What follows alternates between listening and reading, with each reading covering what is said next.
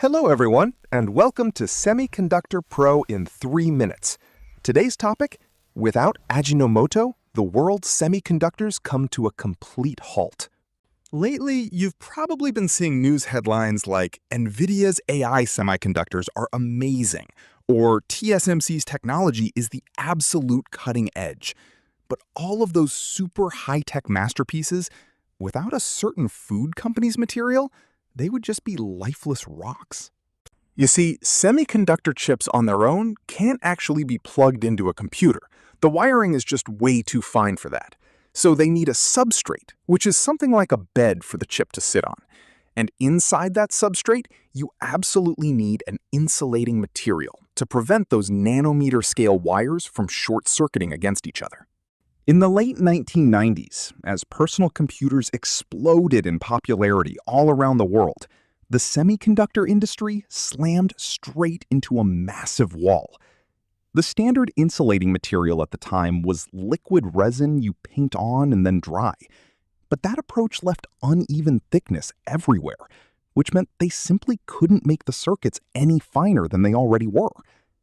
High-tech companies all over the world were scratching their heads, asking, what on earth can we do about this?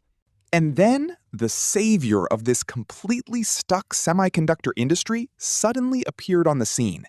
And believe it or not, it was a single researcher from Ajinomoto, the very same company famous for the umami seasoning sitting in your kitchen. And now, today's pro tip. An outsider's flash of insight overturned the long-held common sense of liquids.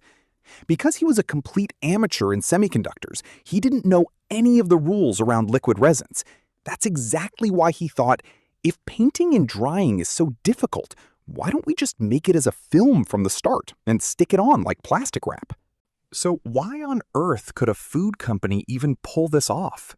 It turns out that the amino acid chemistry they had cultivated for producing umami ingredients, that ability to control molecules exactly as they wanted, was a perfect match for creating the highest quality insulating film possible.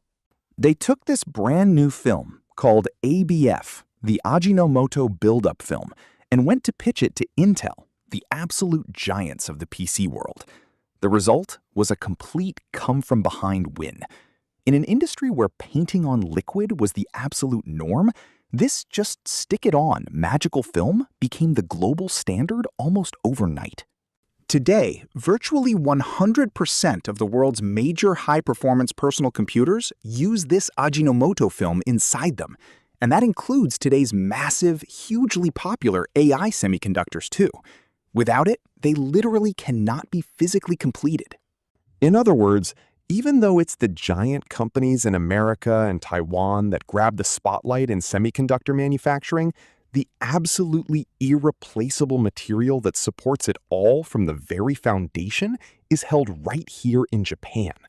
Knowing the deep connections in this history and technology, that right there is the true Semiconductor Pro perspective.